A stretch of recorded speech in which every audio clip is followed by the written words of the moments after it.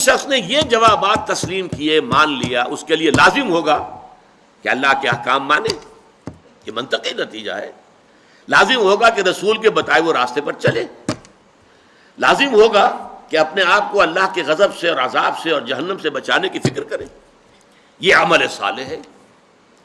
تیسرے درجے میں اب اسی کی دعوت دے، اسی کو لوگوں تک پہنچائے، لوگوں کو اسی راستے کی طرف بلائے۔ اور چوتھے درجے میں یہ کہ اگر اس میں کوئی تکلیف آتی ہے، جیسا کہ آپ کو معلوم ہے تمام انبیاء اور رسول کو تکلیفیں اٹھانی پڑی، کیسی کیسی تکلیفیں جھیلی ہیں ہمارے انبیاء اور رسول نے۔ اور حضور فرماتے ہیں کہ تمام انبیاء نے جو تکلیفیں برداشت کی ہیں، میں نے تنہا وہ ساری برداشت کی۔ آپ کا خون بھی آپ کو معلوم ہے بہا ہے دو مواقع پر۔ آپ کو معلوم ہے کہ طائف کی مٹی میں بھی حضور کا خون جذب ہوا، اور پھر دامن احد میں تو خون کا فوارہ چھوٹا ہے آپ کے چہرے سے۔ یہ جو رخسار مبارک کی ہڈی تھی، اس کے اندر چونکہ وار تلوار کا جو ہے گھس گیا، اور خود جو آپ نے پہنا ہوا تھا اس کی دو کڑیاں بھی اس کے اندر گھس گئیں، تو اس میں جو ہے جب ان کو نکالا گیا ہے تو خون کا فوارہ چھوٹا، اتنا خون گیا ہے کہ آپ بے ہوش ہو گئے۔ تو تکلیفیں جھیلو، حق کے لیے، بھلائی کے لیے، عدل کے لیے، انصاف کے لیے، یہ ہے راستہ۔ الا الذین آمنوا وعملوا الصالحات وتواصوا بالحق وتواصوا بالصبر۔ اب اس میں ذرا باہمی جو ربط ہے ان کا وہ بھی سمجھ لیجئے۔ ایمان اور عمل صالح کے ربط پر تو میں پچھلے اپنی نشست میں کچھ احادیث آپ کو سنا چکا ہوں۔ ایمان جب تک صرف ٹپ آف دی ٹنگ پر ہے، اقرار باللسان، عمل جدا ہو سکتا ہے، قول کچھ اور ہوگا، عمل کچھ اور ہوگا۔ لما تقولون ما لا تفعلون، اسی پر ڈانٹ پلائی گئی ہے سورہ صف میں، یا ایھا الذین آمنوا لما تقولون ما لا تفعلون، اے ایمان والو کیوں کہتے ہو جو کرتے نہیں ہو۔ کبر مقتا عند اللہ ان تقولوا ما لا تفعلون، اللہ کے نزدیک اس کے غضب کو بھڑکانے والی بات ہے یہ کہ تم کہو وہ جو کرتے نہیں ہو۔ تو جب تک تو صرف ٹپ آف دی ٹنگ پر ہے، صرف اقرار باللسان کا درجہ ہے ایمان کا، تو عمل علیحدہ، قول علیحدہ، یہ متضاد ہو سکتی ہیں دونوں چیزیں۔ لیکن جب ایمان دل میں گھس جاتا ہے تو پھر ظاہر بات ہے کہ اس دل کے تابع ہے انسان کی پوری شخصیت۔ اس کے بعد کیا ہوگا؟ پھر عمل اس کے تابع ہو جائے گا، عمل اس کے مطابق ہوگا۔ عمل لازماً جو ہے، کیسے یہ ہو سکتا ہے کہ یقین ہو دل میں اور اللہ کا حکم جو ہے انسان توڑ رہا ہو؟ یقین ہو کہ مر کے اللہ کے حضور میں حاضر ہونا ہے، اور پھر اس کے احکام جو ہیں اس کی خلاف ورزی کی جا رہی ہے۔ ایک کانسٹیبل کھڑا ہوتا ہے چوک پر، تو آپ کی گاڑی سائیکل ہو یا موٹر سائیکل ہو یا کار ہو، ٹھیک جگہ جا کر کھڑی ہو جاتی ہے۔ اور اگر کوئی کانسٹیبل نہیں ہے تو دائیں بائیں دیکھ کر کے کوئی ٹریفک نہیں ہے، اچھے اچھے لوگ جو ہیں وہ اشارہ توڑ جاتے ہیں۔ تو اگر کسی کو یقین ہو اللہ ہے اور ہر آن مجھے دیکھ رہا ہے، ہر آن دیکھ رہا ہے، چاہے میں تین پردوں میں ہو جاؤں، میں نے گھر کا مین دروازہ بھی بند کیا ہے، پھر یہ کہ اس کے بعد سارے دروازے کھڑکیاں ان کے اوپر پردے بھی ڈال دیے ہیں، لیکن ایک آنکھ مجھے اب بھی دیکھ رہی ہے، اگر یہ یقین ہو تو کیسے اس کے حکم کی خلاف ورزی ہوگی؟ اس لیے میں نے حدیثیں آپ کو سنائی تھی، لا یزنی الزانی حین یزنی وہو مومن، کوئی زانی حالت ایمان میں زنا نہیں کرتا۔ کیسے ممکن ہے کہ دل میں ایمان ہو اور زنا ہو رہا ہو؟ ناممکن۔ پھر وہ دھیلے کی قیمت نہیں اس ایمان کی۔ کوئی شرابی حالت ایمان میں شراب نہیں پیتا، کوئی چور حالت ایمان میں چوری نہیں کرتا۔ اسی طرح یہ کہ آپ نے 3 مرتبہ قسم کھائی، واللہ لا یؤمن واللہ لا یؤمن واللہ لا یؤمن، قیل من یا رسول اللہ، خدا کی قسم فلاں شخص مومن نہیں، فلاں شخص مومن نہیں، فلاں شخص مومن نہیں، 3 دفعہ قسم۔ پوچھا گیا کون؟ آپ نے فرمایا الذی لا یأمن جارہ بوائقہ، وہ شخص کہ جس کی کج خلقی کی وجہ سے، بد اخلاقی کی وجہ سے اس کا پڑوسی چین میں نہیں ہے، امن میں نہیں ہے۔ پڑوسی کو ہر وقت اندیشہ ہوتا ہے پتہ نہیں کیا کر گزرے گا، یہ میری عزت پر کوئی حملہ کرے گا، کیا کرے گا، کچھ پتہ نہیں۔ تو وہ شخص مومن نہیں ہے، وہ نمازی ہو، وہ روزے دار ہو، وہ متقی ہو، وہ داڑھی والا ہو، سب کچھ ہو، لیکن یہ کہ اگر پڑوسی امن میں نہیں، چین میں نہیں ہے، تو وہ مومن نہیں ہے، نہیں ہے، نہیں ہے، خدا کی قسم نہیں ہے۔ تو آپ بتائیے ایمان اور عمل صالح کو کیسے ایک دوسرے سے جدا کر دیں گے؟ ہاں، لیگل لیول پر، at the tip of the tongue, زبان پر جب ایمان ہے تو ہو سکتا ہے عمل اور قول اور، لیکن جب دل میں ایمان آ جائے گا تو پھر ممکن نہیں۔ اسی طریقے سے یہ تو ایمان اور عمل صالح کا تعلق ہو گیا جو بالکل لازم و ملزوم ہے، جسے آپ اردو محاورے میں کہتے ہیں چولی دامن کا ساتھ ہے، چولی دامن کا ساتھ۔ اسی طریقے سے 3 اور 4 کو بھی جب دیکھیں گے تو اس کا بھی بالکل واضح طور پر بات ہے کہ ان کے درمیان رشتہ ہے لازم و ملزوم کا۔ عام قول ہے دنیا میں ٹروتھ از بٹر، عربی میں بھی کہتے ہیں الحق مرن، حق جو ہے کڑوا ہوتا ہے، کوئی شخص سننے کو تیار نہیں۔ آپ کوئی بچی بات کسی سے کہیے، تنقید کیجئے اس پر، اگر اس نے کوئی غلط حرکت کی ہے تو آپ کو ریزنٹمنٹ کا سامنا تو ہوگا۔ کوئی عملی اقدام آپ کے خلاف نہ ہو، یہ بھی ہو سکتا ہے کوئی آپ پر زد و کوب کرنے کے لیے بھی آمادہ ہو جائے، تو یہ تو آئے گا۔ خیر کی دعوت کو اور نیکی کی تبلیغ کو ظاہر بات ہے کہ ٹھنڈے پیٹوں برداشت نہیں کیا جاتا، یہ اس اعتبار سے لازم و ملزوم ہے۔ بدی جو ہے وہ آسانی سے راستہ نہیں چھوڑتی نیکی کے لیے، بلکہ نیکی کو قربانیاں دے کر اور محنتیں کر کے اور مشقت کر کے اور تکالیف جھیل کر ثابت کرنا پڑتا ہے کہ ہاں واقعی نیکی کا حق ہے کہ اس کا غلبہ ہو۔ تو یہ دونوں چیزیں، ایک ایمان اور عمل صالح لازم و ملزوم، تواصی بالحق تواصی بالصبر لازم و ملزوم، یہ جو درمیان میں لنک بنتا ہے 2 اور 3 کے درمیان، عمل صالح اور تواصی بالحق کا لنک کیا ہے، یہ ذرا سمجھنے کی بات ہے۔ دیکھیے نیکی اگر واقعتاً آپ میں پیدا ہو گئی ہے، خیر بھلائی عمل صالح آپ میں پیدا ہو گیا ہے، اگر واقعی، اگر وہ دکھاوے کا نہ ہو، ریاکاری کا نہ ہو، جھوٹ موٹ کا نہ ہو، واقعی ہو، واقعی ایمان پیدا ہو گیا، واقعی آپ کا عمل صالح جو ہے وہ میچور ہو گیا، تو 3 تقاضے ہیں جن کے تحت وہ آپ کی ذات سے پھیلے گا باہر معاشرے کے اندر۔ پہلی بات تو سمجھیے کہ فزیکل لا ہے، اگر کہیں بھٹی جل رہی ہے آگ کی تو اس سے حرارت ماحول میں سرایت کرے گی کہ نہیں؟ لازماً پھیلے گی۔ اور اگر کہیں برف کی سلیں رکھی ہوئی ہیں اس سے ٹھنڈ ماحول میں سرایت کرے گی کہ نہیں؟ لازماً کرے گی، فزیکل لا ہے نا۔ اگر آپ میں نیکی ہے، عمل صالح ہے، خیر ہے، یہ خیر آپ سے لازماً معاشرے کے اندر سرایت کرے گا، پھیلے گا۔ جیسے کنٹیجیس ڈیزیز ہوتی ہیں کہ بیماری ایک دوسرے کو لگتی ہے، ایسے یہ خیر، یہ بھلائی جو ہے یہ بھی یقیناً ایک سے دوسرے تک متعدی ہوتی ہے، پھیلتی ہے، جاتی ہے اور سرایت کرتی ہے۔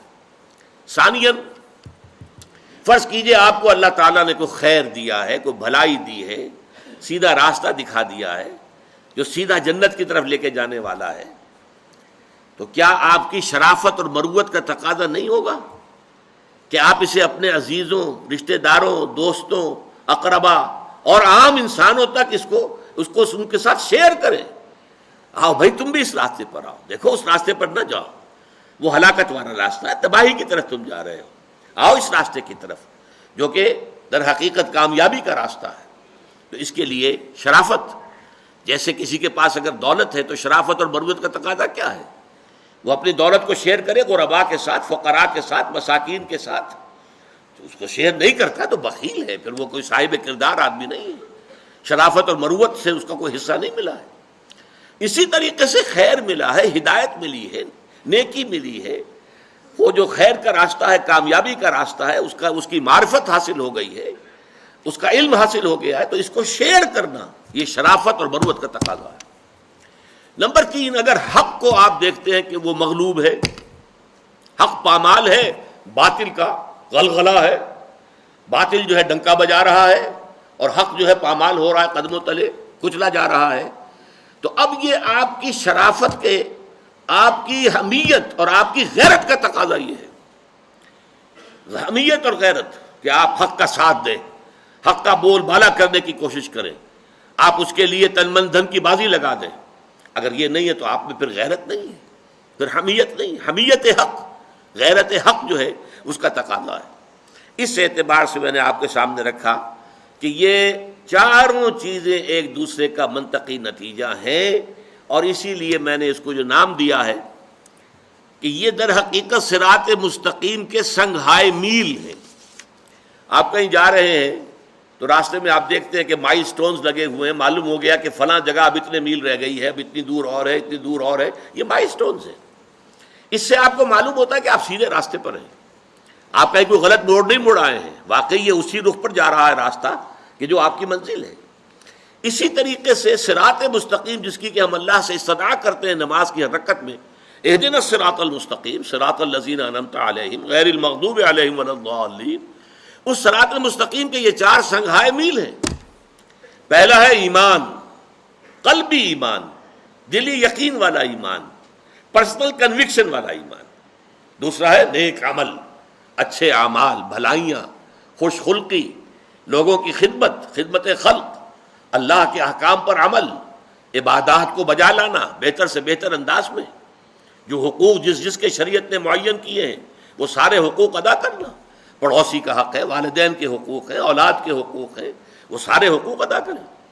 تیسرا یہ ہے کہ پھر حق کے علمبردار بن کر کھڑے ہو جائیں، اور یہ کہ خیر کی دعوت دیں، لوگوں کو اللہ کے دین کی طرف بلائیں، نیکی کا حکم دیں، بدی سے روکیں۔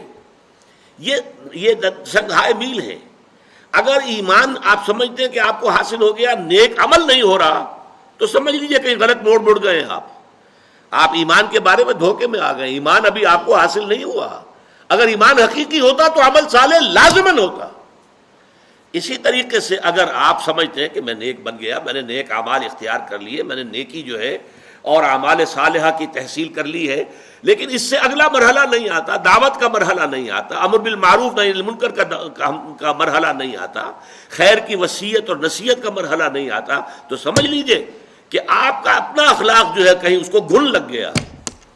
جیسے آپ نے کہیں دیکھا ہوگا بجلی کے بعض ایسے لیمپ ہوتے ہیں یا اس طرح کی جو ہے وہ سکائی کرنے کے لیے بھی ہیٹرز ہوتے ہیں، جن میں اصل میں تو اوپر بجلی کے وائرز میں سے جو ہے حرارت نکل رہی ہوتی ہے، لیکن نیچے نظر آتے ہیں کہ انگارے دہک رہے ہیں، نہیں، نظر تو ایسے آ رہا ہے کہ جیسے انگارے ہیں، اور یہ جو انگارے جو ہیں یہ روشنی دے رہے ہیں اور آگ ہے نہیں۔ وہ ہو سکتا ہے کہ آپ کا عمل صالح بظاہر عمل صالح ہو، حقیقتاً عمل صالح نہیں ہے، اگر وہ آپ کی ذات سے باہر نکل کر معاشرے کے اندر سرایت نہیں کر رہا۔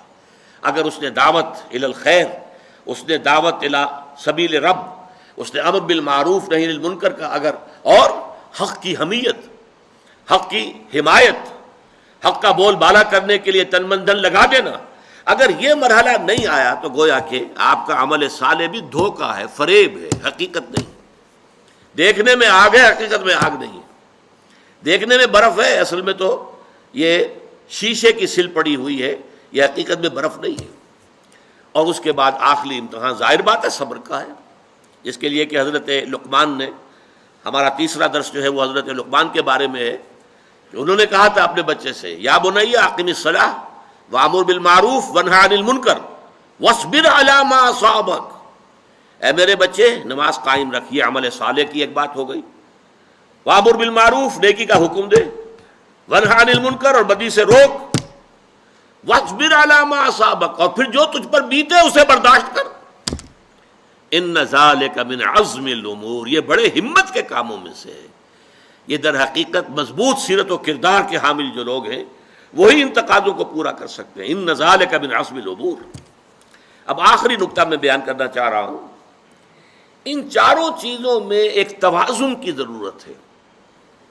دیکھیے جیسے گراف ہوتا ہے، گراف میں آپ کا ایک طرف جو ہے ہاریزونٹل لائن ہے، ایک طرف ورٹیکل لائن چل رہی ہے۔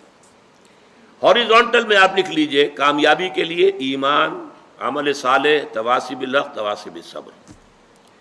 اب ایمان کے بھی درجے بہت ہوں گے، عمل صالح کے بھی درجات بہت ہیں، تواصی بالحق کے بھی درجے بہت ہیں، صبر کے بھی بڑے سے بڑے کٹھن سے کٹھن مراحل آ سکتے ہیں۔ اب ان میں یوں سمجھیے کہ اگر کسی کو ایمان میں کچھ ترفع حاصل ہو گیا ہے، ایمان زیادہ نکھر گیا ہے، زیادہ چمک گیا ہے، اسی پیمانے سے، اسی تناسب سے عمل صالح کے اندر بھی نکھار، جوبن آنا چاہیے، اس کے اندر روشنی پیدا ہونی چاہیے، اور اسی درجے میں پھر تواصی بالحق کے اندر بھی انسان زیادہ کوشاں ہو، زیادہ محنت کرے اور پھر صبر کرے۔ یہ گویا کہ ایک توازن کے ساتھ ہو۔ اس سے بھی اوپر چلے گئے، فرض کیجئے ایمان جو ہے وہ اس درجے کو پہنچ گیا، جیسے کہ ایک صحابی نے کہا تھا جب ان سے حضور نے پوچھا صبح فجر کے بعد، کیفا اصبحت یا اخی، یا جو بھی الفاظ تھے، آج صبح کیسی ہوئی تمہیں؟ انہوں نے کہا اصبحت مومنا حقا یا رسول اللہ، عرض کیا اے اللہ کے رسول میرا تو ایمان بالکل، میرا صبح جو مجھے ہوئی ہے وہ سچے ایمان کی صبح ہوئی ہے۔ یہ بڑا غیر معمولی جواب تھا۔ تو حضور نے پوچھا لکل شیء صفۃ فما صفۃ ایمانک، ہر شے کی کوئی صفت ہوتی ہے جس سے اس کو پہچانتے ہیں، تو تم جو یہ دعویٰ کر رہے ہو کہ مومن حقاً، ایک سچے حقیقی مومن کی صبح مجھے نصیب ہوئی ہے، تو تمہارے ایمان کی کیا صفات ہیں؟ انہوں نے عرض کیا کأنی انظر الی الجنہ، حضور میری حالت تو یہ کہ گویا کہ میں اپنی آنکھوں سے جنت کو دیکھ رہا ہوں، وکأنی انظر الی النار، اور میرے یقین کی کیفیت یہ ہے کہ جیسے کہ میں اپنی آنکھوں سے جہنم کو دیکھ رہا ہوں۔ تو یہ بھی کیفیت ہے، ایمان کا ایک درجہ یہ بھی ہے۔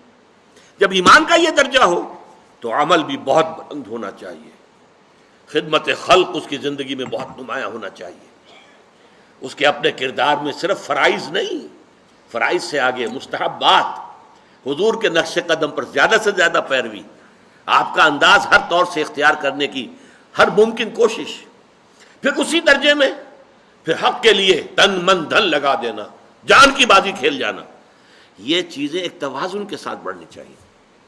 اگر عدم توازن ہو تو اس کو ہم کہیں گے اپنی میڈیکل ٹرمینالوجی میں دیر از سم پیتھولوجی سم ویئر، کہیں نہ کہیں کوئی گڑبڑ ہے، نارمل نہیں ہے معاملہ۔ اگر یہ عدم توازن ہے، مثلا ایک روایت ایک جو میں آپ کو سنانا چاہتا ہوں، حضور نے فرمایا صلی اللہ علیہ وسلم اوحى اللہ عز وجل الی جبرائیل علیہ الصلوۃ والسلام، اللہ تعالیٰ نے حضرت جبرائیل علیہ السلام کو وحی کے ذریعے سے حکم دیا، ان اقلب مدینۃ کذا و کذا باہلھا، فلاں فلاں شہروں کو اس کے رہنے والوں سمیت تلپٹ کر دو، الٹ دو۔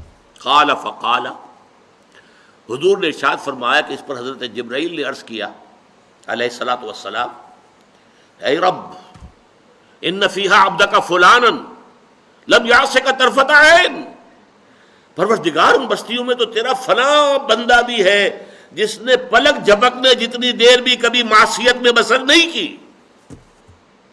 اب غور کیجئے، اس سے اونچا نیکی کا مقام ہو سکتا ہے؟